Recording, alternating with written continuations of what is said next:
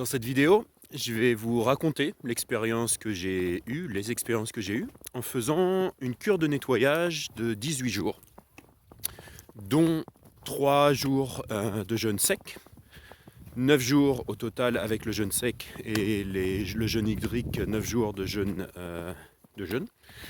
et 9 jours de cure de jus de fruits et de légumes. Et donc je vais vous raconter deux choses, ça va être intéressant pour vous à regarder cette vidéo pour deux raisons.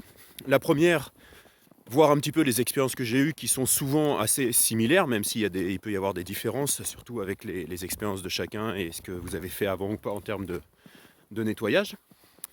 Et également les bénéfices que vous pouvez avoir en faisant ce type de cure de jus. Et puis surtout, des informations importantes sur comment se préparer. Ce que je vais vous raconter là tout de suite maintenant, avant de démarrer la vidéo. Et puis comment reprendre l'alimentation, parce que c'est une des parties les plus importantes quand on fait ce type de nettoyage, de jeûne, de cure. C'est comment est-ce qu'on s'alimente après avoir fait cette cure. Donc écoutez, si ces sujets vous intéressent, je vous dis à tout de suite pour cette vidéo.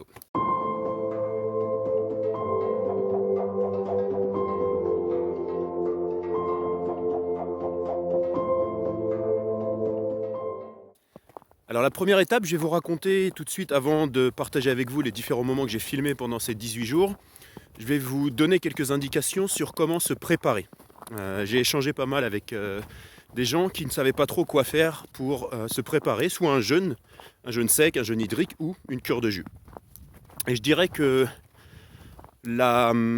l'élément le plus important à prendre en compte, c'est d'abord de passer suffisamment de temps à manger des choses qui vont nettoyer le corps, qui vont aider le corps à commencer à se nettoyer, et surtout à éviter de l'intoxiquer, de renforcer les aliments qui vont être difficiles à digérer, qui vont, comment on peut dire, bloquer l'organisme et tout le système digestif, le liquide lymphatique, etc. Alors qu'est-ce que ça va être? Si vous mangez une alimentation à base de plantes, que ce soit fruits, légumes, légumineuses, oléagineux, etc., vous avez très peu, et pour ainsi dire pratiquement aucun problème au niveau de la santé.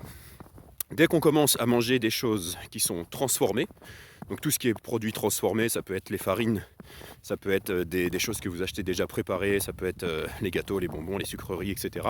Et quand on mange des produits animaux, il y a tout de suite des réactions qui se créent à l'intérieur de l'organisme qui créent des problématiques. Donc faites pendant au moins, selon la durée que vous voulez faire votre cure de nettoyage, pendant au moins 1 à 2 semaines minimum, une cure de produits à base de plantes.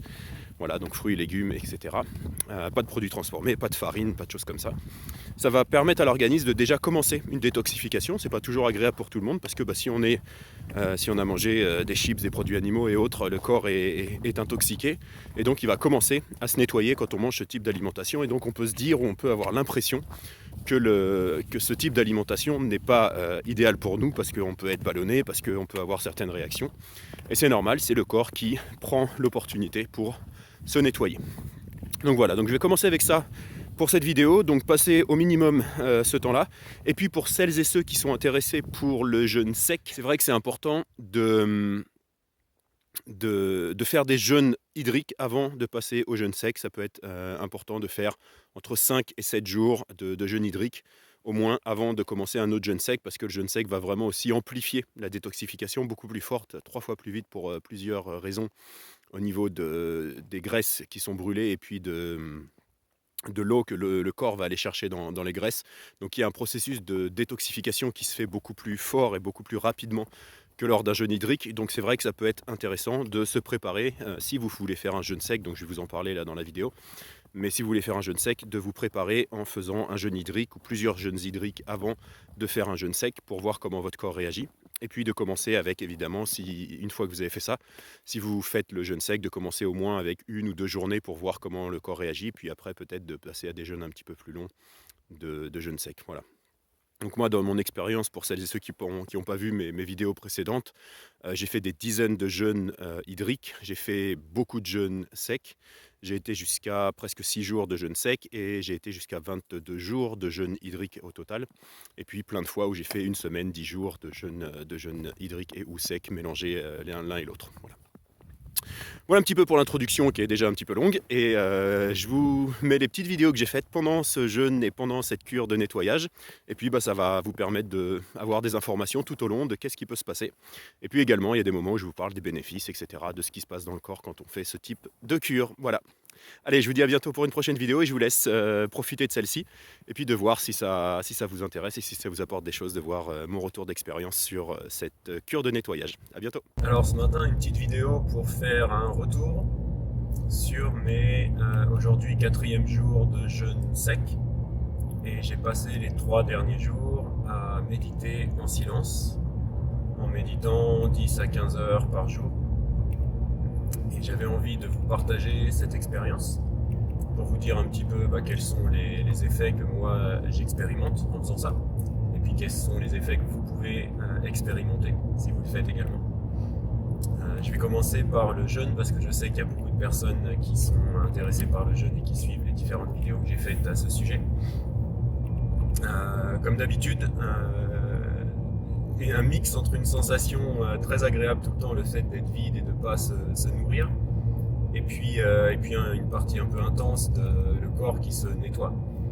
Et je crois que c'est une des premières fois où j'ai eu autant de sensations, mais je ne sais pas si c'est parce que je méditais autant en même temps, mais j'ai eu beaucoup de sensations au niveau de l'estomac. Je sentais que ça bougeait énormément, qu'il y avait un travail qui se faisait au niveau de l'estomac. Et puis j'en ai eu la preuve en allant plusieurs fois au sel. J'ai pas mal éliminé pendant ces 3 jours, donc ça confirme une information que j'ai eue que j'ai vue ou que j'ai lue, je sais plus, sur le fait qu'on est entre 4 et 10 kg d'excréments à l'intérieur de nos intestins constamment. Et quand on fait un jeûne, sec ou pas, on se rend compte, le fait de continuer à aller aux toilettes pendant plusieurs jours après avoir arrêté de manger, on se rend compte que cette information doit être vraie, du fait que vu qu'on mange habituellement tous les jours, moi je mange ces derniers temps une fois par jour, on va dire 8 jours sur 10, 9 jours sur 10, je mange qu'une fois par jour, et je vais aux toilettes déjà au moins 2 fois par jour malgré tout. J'imagine quand on mange 3 fois par jour et qu'on va aux toilettes peu, parce que c'est le retour que j'ai de beaucoup de clients ou de beaucoup de personnes avec qui je discute, imaginez le fait que si vous arrêtez de manger, vous allez continuer à aller aux toilettes plusieurs fois par jour pendant plusieurs jours. Ça veut dire qu'il y a ça qui est constamment à l'intérieur de vos intestins et qui n'en s'en va jamais. Donc c'est assez impressionnant. Donc j'ai eu la confirmation, j'ai donc été normalement aux toilettes les 2 premiers jours, et le soir du 2e jour, j'ai éliminé un bon morceau pour être poli, mais c'était pas du... Oups. Et j'ai de la glace par terre. C'était pas des sels habituels, il y avait vraiment quelque chose de particulier. Alors on a ce qu'on appelle la plaque mucoïde, je sais pas si c'est comme ça qu'on dit en français, je crois que c'est comme ça, qui est justement des sels séchés à l'intérieur de nos intestins. Et je sais pas si c'est ça que j'ai éliminé ou pas. Je pourrais pas avoir la confirmation parce que je me suis pas amusé, il faudrait l'ouvrir et aller tester et voir comment c'est. Mais c'était assez particulier, c'était pas des sels classiques, c'était vraiment un truc un peu gélatineux et lisse. Donc c'est vraiment des choses souvent qui restent dans l'estomac et qui sortent pas de manière normale quand on mange. Donc voilà, j'étais assez content d'avoir sorti ça. Je pense que c'est de toute façon, que ce soit la plaque mucoïde ou autre chose, c'était très bénéfique de le sortir vu que ça ressemblait pas à des sels normaux. Et donc voilà. Et donc sensation intense là pendant 2-3 jours, le 2e et 3e jour au niveau de l'estomac, beaucoup de crampes d'estomac, beaucoup de travail qui s'est fait à ce niveau-là. Et vu que je faisais de la méditation, et une méditation assez particulière que je fais, qui est une méditation assez intense, comme je disais, entre 10 et 15 heures au moins de méditation tous les jours, ça fait remonter aussi également pas mal de choses, et on est beaucoup plus conscient de nos sensations corporelles entre autres, et puis le fait d'être assis, même si je fais une marche méditative et méditation assis, il y a quand même des grosses sensations du fait de rester assis une bonne partie de la journée comme ça. Donc voilà, mais comme toujours, très agréable expérience au niveau mental, surtout le fait de faire un vrai vide. Je pense que tout le monde en a besoin, et que vous fassiez un jeûne en même temps ou pas, moi j'aime bien appliquer ce jeûne sec, pour le nettoyage que ça crée, et puis aussi au niveau mental, ce que ça génère à l'intérieur de l'esprit, de lâcher prise, etc. Mais il y a aussi quelque chose au niveau spirituel qu'on retrouve, comme je l'ai mis plusieurs fois dans des articles sur mon site ou autre, sur sur le jeûne et le fait que on peut se nettoyer, purifier mentalement en plus de se purifier physiquement. Et donc voilà, donc c'était vraiment une vraie coupure. Comme je disais, si vous avez envie de tester, de faire ça, même si vous mangez, tout en vous pouvez vous restreindre à manger une fois ou 2 fois dans la... Oups, il faut que je cherche mon chemin.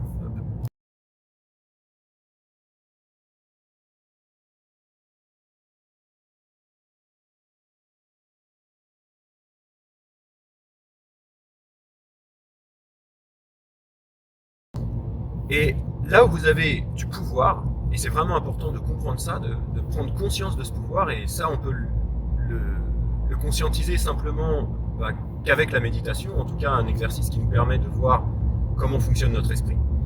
On peut se rendre compte que quand il y a une pensée qui arrive dans l'esprit, le moment où elle apparaît, si on est conscient qu'elle apparaît et qu'on ne veut pas aller avec elle, c'est-à-dire qu'on prend la décision, il y a quelque chose en nous qui peut prendre la décision de ne pas nourrir cette pensée, de simplement prendre conscience, ok, il y a cette pensée qui est là, et par exemple revenir à l'instant présent, revenir à votre respiration, revenir à des sensations physiques, quelle que soit la chose sur laquelle vous focalisez, mais autre que cette pensée.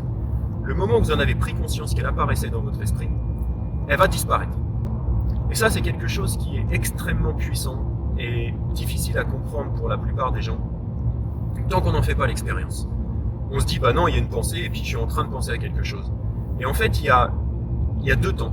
Il y a le temps où la pensée apparaît, et ça dure une demi-seconde, une seconde, et si vous en prenez conscience, eh bien, le moment où vous prenez conscience qu'il y a cette pensée, paf, elle disparaît. Et il y a le moment d'après. Quand cette pensée, vous n'avez pas pris conscience qu'elle était là, elle va commencer à grandir, et à se nourrir, et à être nourrie par notre esprit. On va s'y accrocher, et là, ça va devenir quelque chose de continu. On va avoir l'impression que la pensée dure dans le temps. Et c'est vraiment une clé qui, une fois que vous l'avez compris, vu, expérimenté, peut vous libérer complètement de toutes sortes de problématiques dans votre vie, de tout le stress et ultimement de toute souffrance qui est créée dans notre esprit à travers ces fonctionnements.